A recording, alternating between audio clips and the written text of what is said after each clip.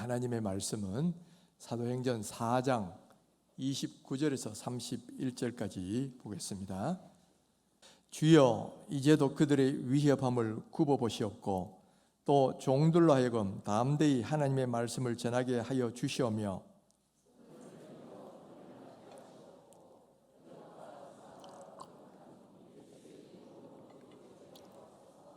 함께 빌기를 다함에 모인 곳이 진동하더니 무리가 다 성령이 충만하여 담대히 하나님의 말씀을 전하니라. 아멘.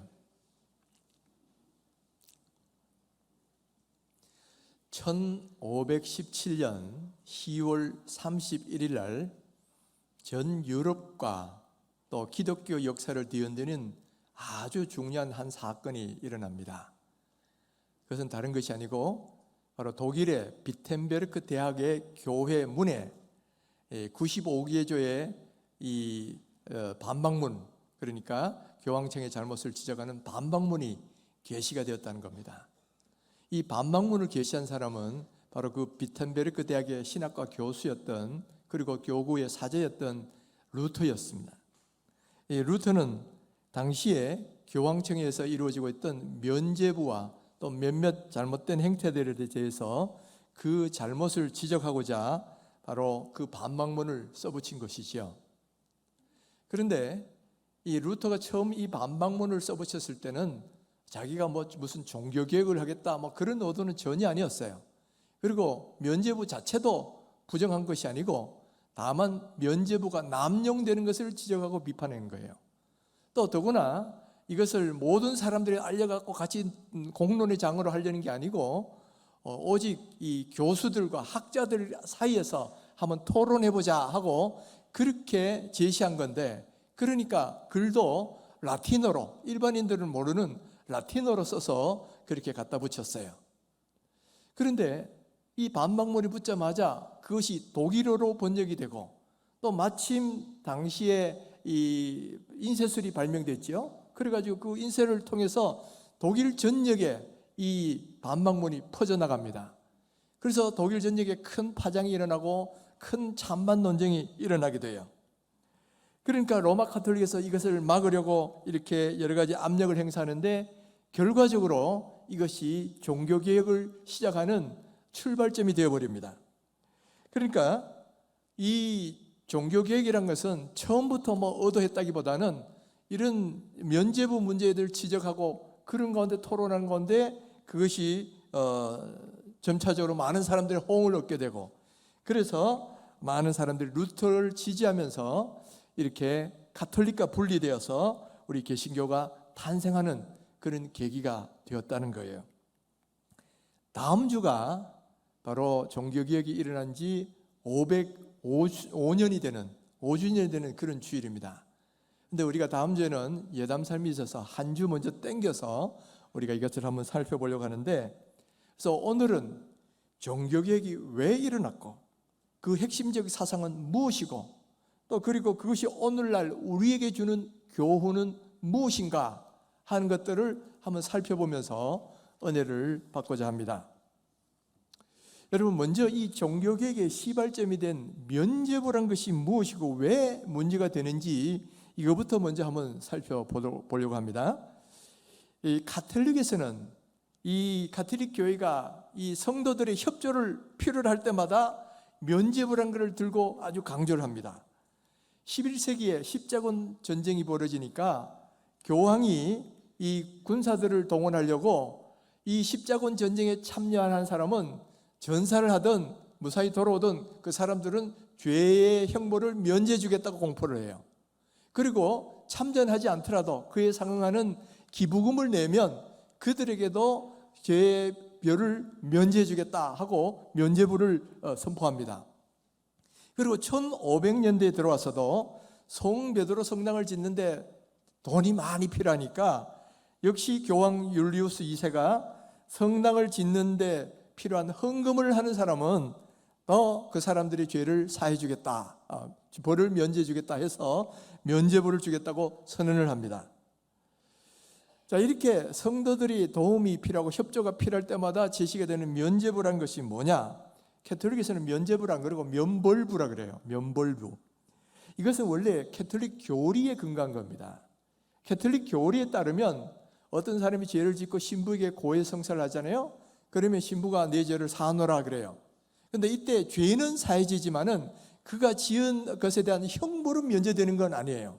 그래서 그 지은 죄에 대한 형벌을 대신 자기가 선행을 하거나 아니면 헌금을 하거나 아니면 성지순례를 하거나 뭐 이런 방식으로 형벌을 보속할 수가 있다는 거예요.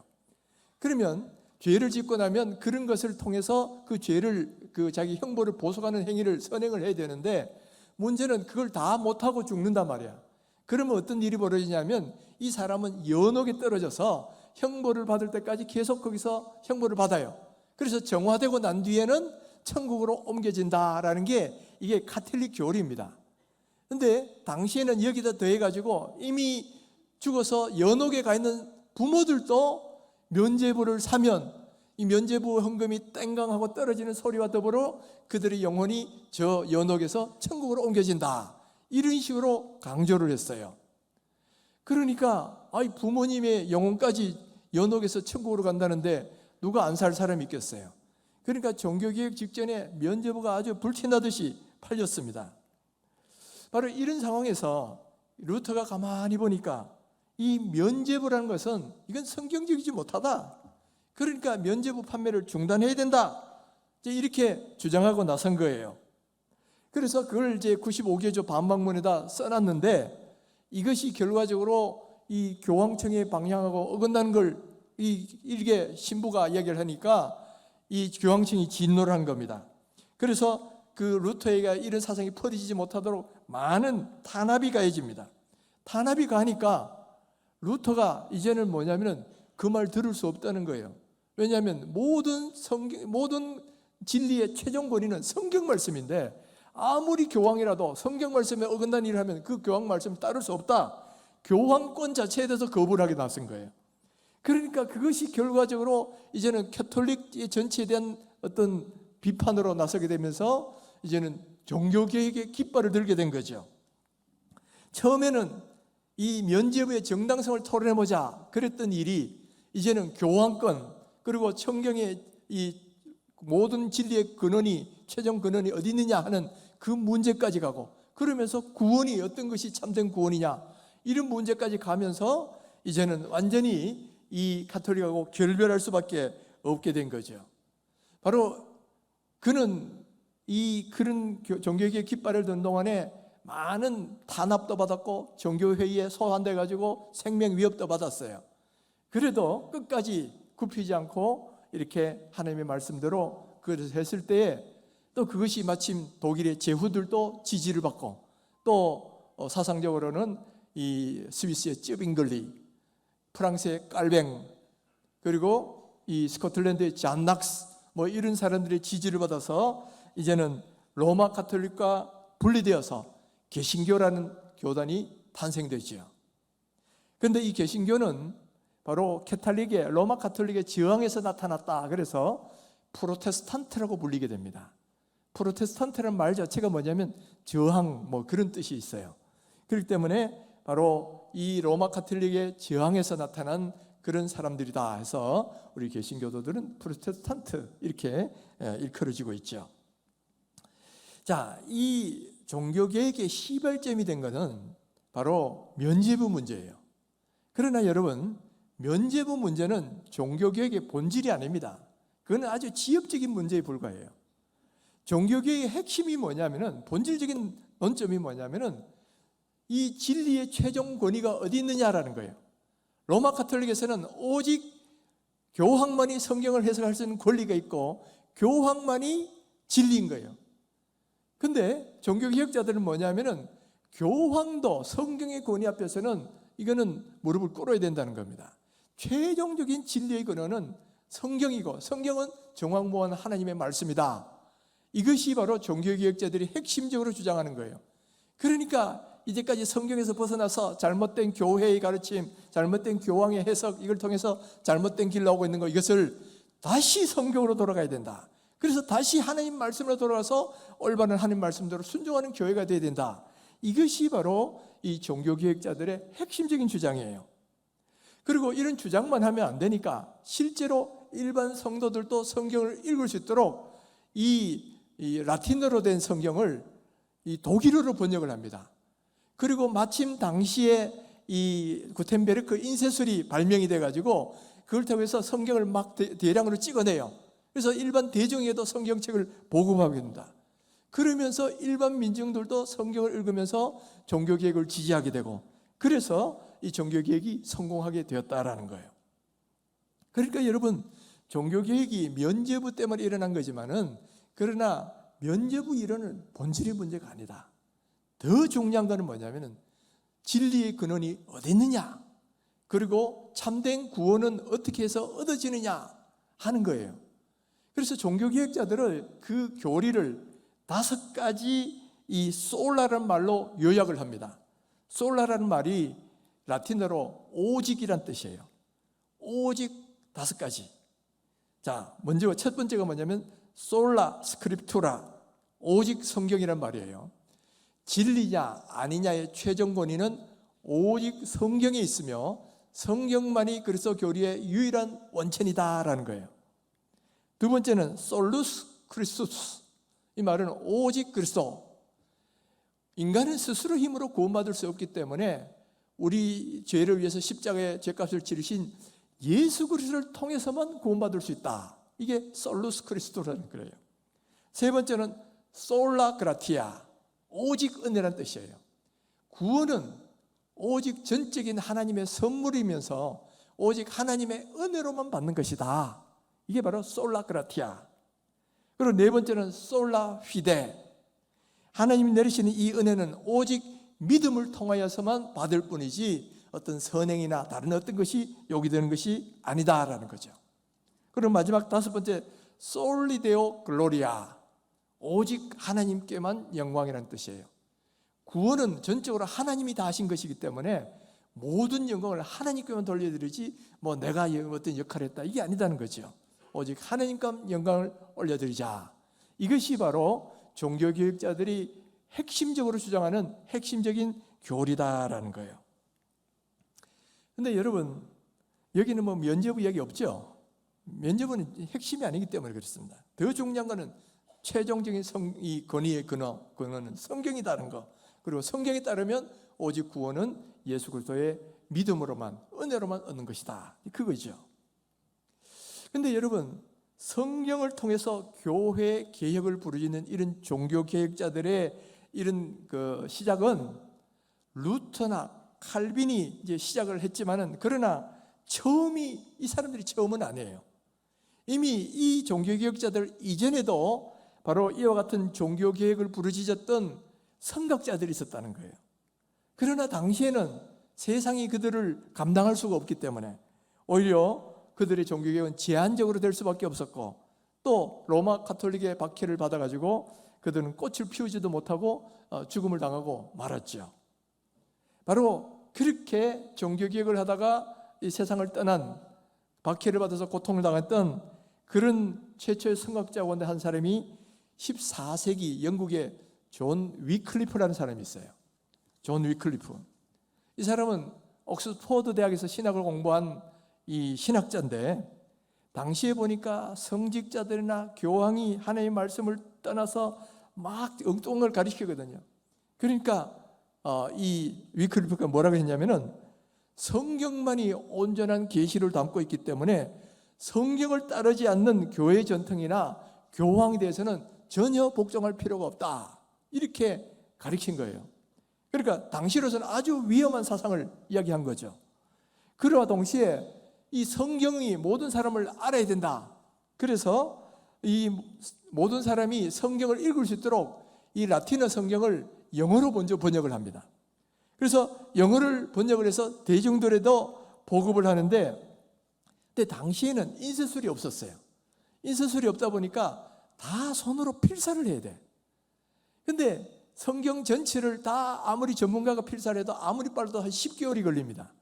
근데 일일이 성경을 보급하려니 얼마나 노력이 많이 들겠습니까? 그래서 다들 손으로 다 필사를 한 거예요. 그래가지고 그 성경을 보급하는데, 그런데 이런 일이 이 또 역시 교황청에 진노를 산 거야. 그래가지고 교황청에서는 그를 이단이다 규정을 하고 그가 보급한 성경책을 다 몰수해가지고 불태워버리고 또 그에게는 사형을 언도합니다. 사형을 언도했는데 사형 집행을 며칠 앞두고 그만 이 위클리프가 죽어버린 거예요. 죽어버리니까 이 사형 집행을 못한 것이 그냥 두고두고 안타까웠던지 그가 죽은 지 30년 뒤에 그 유골을 꺼내서 다시 화형을 시켜요. 그러니까 부관참시라 그러죠. 이 무덤에서 시신을 꺼내가지고 다시 한번 형벌을 주는 거, 부관참시를 당한 그런 일이 있었어요. 그러나 그의 제자들은 그의 가르침을 따라서 비밀리에 계속해서 성경을 필사하고 보고한 일을 열심히 감당했어요. 그 제자들을 그래서 롤라드라고 불렀습니다. 롤라드. 근데 이 롤라드들은 그 수많은 가톨릭의 감시 속에서도 이렇게 성경을 필사해가지고 보급을 하려고 노력을 했는데 심지어 이 비밀리에 글을 하려다 보니까 어떻게 하냐, 몸에다가 막 필사를 해가지고 옮기기도 하고요, 옷에다가 필사를 해가 옮기기도 하고, 하여튼 참 처절한 노력을 한 거죠. 그들이 얼마나 노력을 많이 했는지 그렇게 몰수하고 불태웠는데도 오늘날까지 이 존 위클리프 성경책이 아직까지도 170권이나 남아있어요. 이 말은 뭐냐면 그만큼 그의 후예들이 성경 보고한 일을 숨어서 처절하게 노력을 했다라는 거예요. 여러분, 오늘날 우리가 성경 마음대로 이렇게 읽을 수 있는 게 이게 우연한 일이 아닌 거예요. 이분들의 처절한 노력이 있었기 때문에 이 가능했다는 거죠. 자, 이렇게 위클리프는 제대로 이제 종교개혁을 다 하지 못하고 죽음을 맞이했는데, 그러나 그의 사상은 이제 퍼지기 시작하는 거예요. 그러다가 그 체코에 있는 프라하에 있는 어떤 한 인물이 그의 사상을 이어가는데 그 사람이 누구냐면 얀 후스라는 사람이에요. 얀 후스. 이 얀 후스는 위클리프의 사상에 영향을 받습니다. 그래서 이 성경만이 모든 진리의 근원이다, 이걸 받아들여요. 그래서 성경적이지 않는 모든 잘못된 로마 가톨릭의 행태들에 대해서 비판을 합니다. 예를 들면 순교자의 유물을 바치면 순교자의 은혜가 그에게 전달된다는 유물 교리가 있는데 그것도 비성경적이다는 거예요. 또 그 다음에 이 십자군 운동에 참여하면 면죄부를 준다, 이것도 비성경적이다는 거예요. 그런 식으로 다 비판을 하고 나니까 아주 위험한 사상이다 해가지고 역시 공의회에서 그를 소환해가지고 그에게 유죄 판결을 내리고 사형을 언도합니다. 그 황제가 너 여기 오면 너 안전 보장한다 그래서 갔는데 그냥 황제가 그 약속 안 지켜요. 그리고 결국 거기서 사형 언도를 받고 화형에 처해지게 돼요. 그러나 그가 죽기 전에 이런 말을 했다고 합니다. 그 전에 물론 이제 입장을 철회하기만 하면 내가 다 용서해 주겠다 뭐 이렇게 했지만은 끝까지 자기 주장을 굽히지 않고 화형장에 들어갑니다. 그래서 마지막으로 이런 말을 남겼다 그래요. 당신들은 이 거위, 후스의 뜻이 아마 거위란 뜻인가 봐요. 이 거위를 요리할 수 있겠지만은 100년이 지나나 백조 한 마리가 일어나 결국 승리할 것이다, 이런 말을 남겼는데 그가 남긴 예언대로 100년 뒤에 이렇게 종교개혁이 일어난 거죠. 100년 뒤에 이 마르틴 루터가 이 후스의 이 말을 이렇게 알은 거예요. 그래서 이 예언은 바로 나를 두고 한 말이다. 하나님이 나와 함께 계시고 이것이 옳다 그러면 하나님께서 나를 통하여 이 예언이 이루어지도록 할 것이다, 그렇게 믿고 종교개혁을 열심히 했는데 그 믿음대로 나중에 종교개혁이 성공하게 되었지요. 여러분, 참 이 모든 걸 보면요, 종교개혁이 하루아침에 이루어진 것도 아니고 그저 그렇게 이루어진 게 아니다는 거예요. 수많은 종교개혁자들이 죽음을 무릅쓰고 그렇게 하나님의 말씀을 보급하려고 노력하고 하나님의 말씀을 올바로 지키려고 했던 그 희생과 헌신 위에서 오늘날 종교개혁이 이루어졌고 오늘날 우리가 이렇게 자유롭게 하나님을 예배할 수 있고 성경책도 우리가 자유롭게 읽을 수 있다 이 말이에요. 만약 그렇지 않았다면 지금도 우리는 성경책을 읽을 수도 없고 하나님의 말씀이 무엇인지도 알지 못하는 그런 사람으로 남아 있었을 거예요. 그러니까 여러분, 우리는 우리의 뿌리를 아셔야 돼요. 우리 개신교가 어떻게 만들어졌는지 이 뿌리를 알면 오늘 우리가 이렇게 예배하고 있는 것이 감사하죠. 감사하죠. 그리고 여러분 또 그 의미를 되새길 뿐만 아니라 우리에게 주신 이 성경책 정말 귀하게 여기셔야 돼요. 그때는 성경책 이거 하나 필사하는 것도 그렇게 힘든 걸 스무스무해서 전달하려고 했는데 오늘날 우리는 뭐 쉽게 성경책을 구입할 수도 있고 볼 수도 있다는 거. 그러니까 여러분 이 종교개혁자들의 그 모든 수고에 감사하셔야 되고요. 또 그리고 우리에게 주신 이 성경책 사랑하십시오. 그리고 열심히 읽으세요. 그리고 그 말씀대로 순종하며 사시면 하나님이 기뻐하실 것입니다. 그런데 여러분, 우리가 이렇게 종교개혁자들의 업적을 찬양하고 감사하는 것도 중요하지만은 그보다 더 중요한 일이 하나 있습니다. 그것은 다른 것이 아니고 종교개혁의 정신을 오늘날에도 계속적으로 이어가는 거예요. 그렇게 성경으로 돌아가자 하고 종교개혁자들이 부르짖었지만은 그러나 시간이 지나면 이 개신교회조차도 또 고인물이 되어갑니다. 옛날에 일어났던 그런 잘못들이 또 우리 가운데도 일어나게 돼 있어요. 그러니까 여러분, 개혁은 한 번 했다고 되는 것이 아니라 끊임없는 자기 개혁이 필요하다는 거예요. 하나님의 말씀에 비춰서 하나님의 말씀과 다른 잘못된 것이 있다면 끊임없이 그걸 바로잡고 개혁해야 되는 것이 오늘날 종교개혁자들의 후예인 우리들이 해나가야 되는 그런 일이라는 거죠.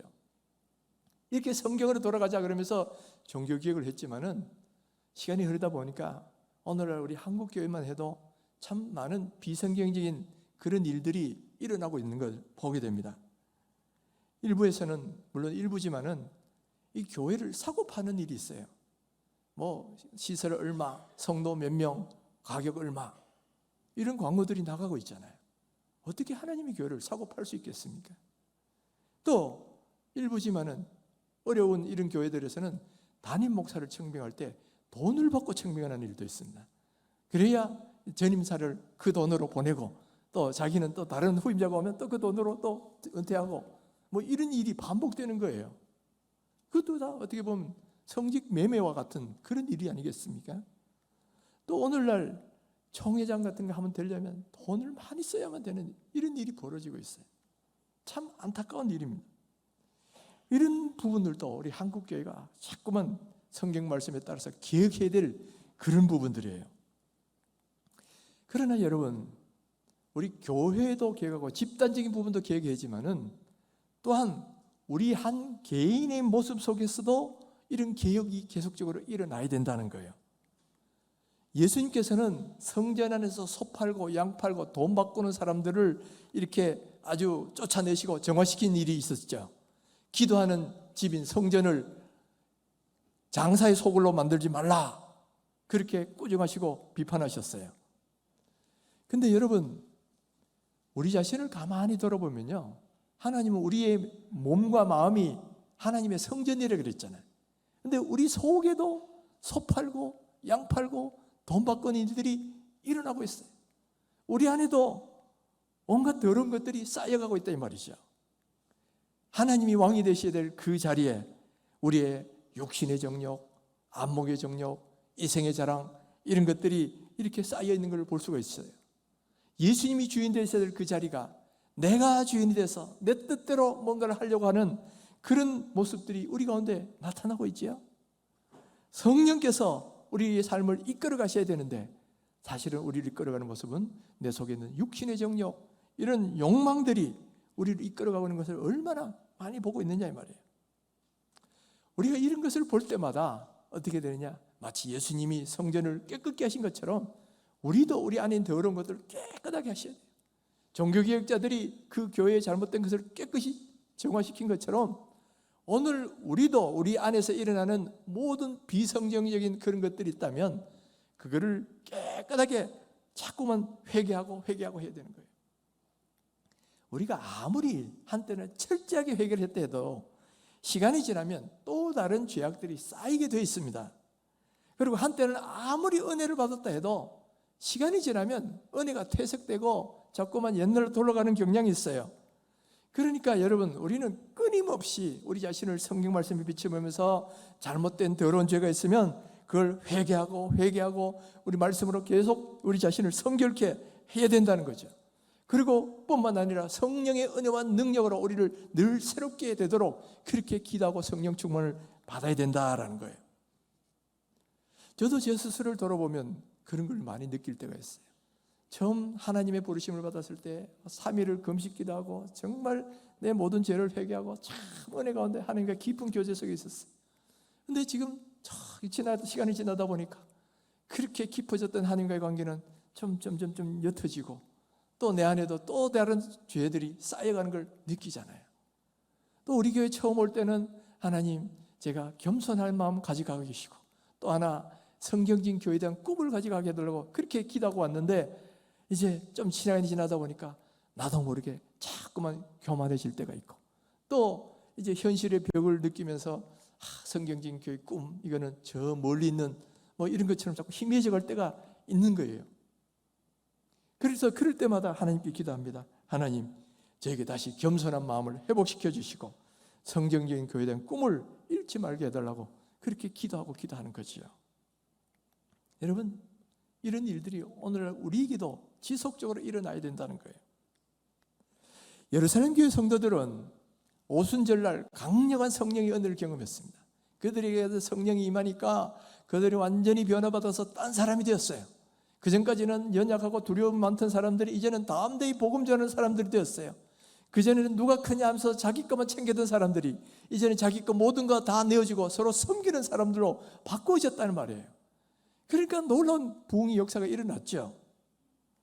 그러나 여러분 성령 충만이라는 것은 언제나 영원히 계속되는 게 아니에요. 그렇게 한때는 성령 충만하지만 시간이 지나면서 자꾸만 그 성령 충만의 강도가 약화되고 인간적인 생각이 자꾸 드러나고 자꾸만 옛날로 돌아가려는 그런 경향이 생긴다는 거예요. 능력도 조금씩 사라지고 또 순수한 마음도 조금씩 사라지고 자꾸만 이제는 자꾸 옛날처럼 되어가려는 그런 경향이 우리 속에도 생기는 거예요. 그러니까 예루살렘 교회 성도들이 다시 하나님 앞에 기도하는 계기가 일어납니다. 그 제자들 12제자들이 복음을 전하다가 이렇게 공회에 잡혀갑니다. 공회에서 너희들 다시는 예수의 복음을 전하지 말아라 하고 막 위협을 당하고 그렇게 석방이 됐는데, 자 그렇게 석방돼서 그 이야기를 그대로 성도들에게 이야기를 하니까 성도들이 이렇게 핍박이 온다면 더 성령의 충만을 받아야 될 거라, 다시 한번 성령 충만이 필요하다. 그래서 그 자리에서 함께 기도하는 내용이 바로 오늘 우리가 읽은 내용이에요. 오늘 우리가 읽은 그 본문을 보시면 성도들이 이렇게 기도하지요. 주여 이제도 그들의 위압함을 굽어보시옵고 종들로 하여금 담대히 하나님의 말씀을 전하게 하여 주시오며 손을 내밀어 병을 낫게 하시옵고 표적과 기사가 거룩한 종 예수 이름으로 이루어지게 하옵소서.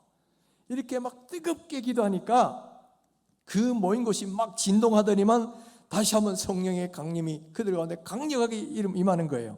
그래서 그들이 다시 성령의 충만을 받고 담대히 말씀을 전하더라. 성경은 그렇게 기록하고 있습니다. 여러분 이것은 뭘 말하느냐면 한때 성령 충만 받았다 해가지고 계속 성령 충만한 게 아니기 때문에 계속적으로 성령 충만 받아야 된다는 거예요.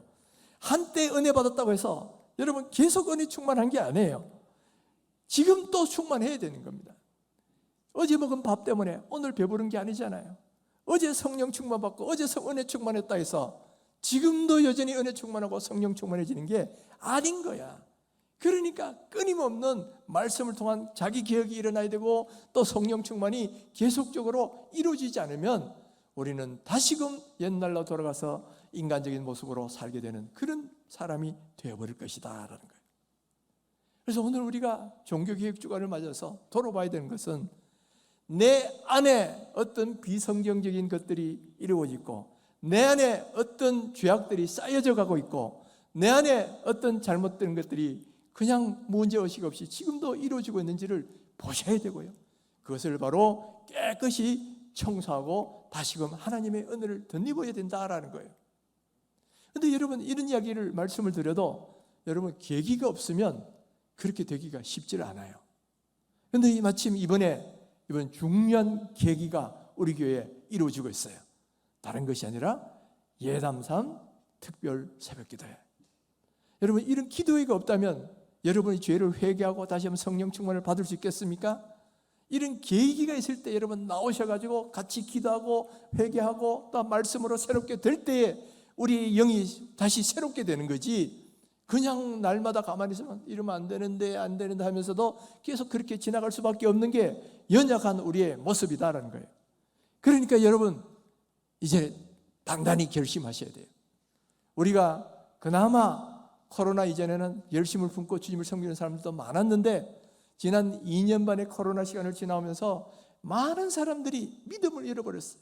그래서 지금도 보면 여전히 아직 교회를 안 들어오는 사람이 20, 30%가 있어요. 뿐만 아니라 교회를 나오긴 해도 옛날에 가졌던 열심 같은 걸 다 잊어버리고 그저 예배만 겨우 참석하는 그런 썬데이 크리스찬처럼 돼버리는 그런 사람들도 우리 가운데 많이 있잖아요. 그렇다 그러면 여러분 이제 다시금 우리가 회복이 되어야 된다는 거예요. 원래 우리 주제가 회복의 은혜를 주옵소서인데 우리가 다시 회복이 돼야 돼요. 다시 한번 은혜를 회복하고 성령 충만을 회복하고 우리 안에 더러운 죄를 씻어내는 그런 일들도 회복해야 되는 거예요. 그러려면 여러분 계기를 갖고 나오셔야죠. 아유 뭐 예담삼 한다는데 뭐 누구 하겠지, 나는 아니야. 여러분 이렇게 은혜로부터 열애가 되시려고 하시겠습니까? 여러분 은혜를 내가 그거의 주인공이 되고 내가 그 은혜를 받아야지, 그런 마음을 가지셔야죠. 그러니까 여러분 이 특별 새벽 기도에 내가 그동안 코로나 2년 반 동안 묵었던 모든 더러운 죄를 다 깨끗이 씻어내리라. 그리고 그동안 마른 뼈처럼 굳어버린 내 심령이 다시 한번 성령의 기름을 받아서 이제는 살아있는 큰 군대가 되리라. 이런 마음으로 사모하면서 오셔야 되는 거예요. 할렐루야. 여러분 벌써 지난주 설교 제목 다 까먹으셨어요. 지난주 제가 뭐라 그랬습니까? 하나님의 말씀이 선포가 되면 예스 신앙, 아멘 신앙, 아멘으로 화답하고 그 말씀을 믿으셔야 돼요. 그리고 그 말씀대로 순종하려고 하셔야 된다는 거예요. 여러분 지금 제 입에서 나오는 이 말이 제 개인의 말일까요? 하나님의 말씀일까요? 하나님의 말씀이면 아멘으로 받고 순종하셔야 된다 이 말이에요. 여러분 지금 하나님께서는 이 2년 반 동안의 코로나 시대의 그 모든 굳어버린 신앙, 죽어버린 신앙, 이런 신앙이 성령의 은혜로 사해바다가 생명의 바다로 바뀌고 마른 뼈 같은 신앙이 그야말로 살아있는 큰 군대로 바뀌는 이런 은혜를 경험하기를 원하시는 거예요. 그래서 이번에 예담3 20일 다시 이렇게 시작하는데 여러분 과거의 사진을 잠깐 보셨지만은 과거에는 이 자리가 그냥 새벽에도 꽉 찬 그런 시기가 있었어요. 지금은 주일날도 다 못 차고 있지만은 그러나 새벽에도 꽉 찬 그런 시기가 있었단 말이에요. 오늘 우리에게 그런 하나님의 은혜를 사모하는 마음 주시기를 바랍니다. 오늘 우리가 이제 다시 한번 저 은혜를 사모하고 나는 받아버리라, 그런 마음으로 사모하고 기도하고 준비하십시다. 그러면 우리가 사모하고 기도하는 만큼 하나님께서 큰 은혜 주실 것입니다. 우리가 성령 충만해서 기도하면 성령에 붙들림만 되면 다시금 능력이 생깁니다. 은혜가 회복이 됩니다. 뜨거운 기쁨과 감격이 생깁니다. 그래서 나가서 담대히 복음 전하는 자가 그런 사람이 될 수가 있는 거예요. 또 뿐만 아니라 우리 모든 가정의 모든 기도 제목들 있잖아요. 그것도 주님 앞에 기도하기만 하면 주님께서 다 응답해 주시고 해결해 주신다라는 거예요. 먼저 영적인 관계가 회복되면 나머지 문제는 풀리게 돼 있다 이 말이에요. 저는 바로 오늘 이번 특별 새벽 기도회가 그동안 2년 반 동안의 모든 코로나 시대의 모든 더러운 나태하고 잘못된 것 씻어버리고 다시 한번 성령으로 새롭게 되는 은혜의 시간이 되시기를 간절히 바랍니다. 여러분 개혁은 한번 했다고 되는 게 아니라 끊임없이 개혁해야 되는 것처럼 한때 성령 충만했다 다 된 것이 아니라 이제는 지금도 계속적으로 성령 충만을 받도록 기도하고 노력하셔야 된다는 거예요. 바로 이번 예담3 특별 새벽 기도회가 바로 그런 계기가 되기를 바랍니다. 그래서 이번 예담3 특별 기도회에 다 오셔서 그동안 코로나 시대에 묵었던 모든 더러운 때 다 씻어버리고 하나님의 능력으로 새롭게 되는 그런 귀한 성도님 되시기를 주님의 이름으로 축원합니다.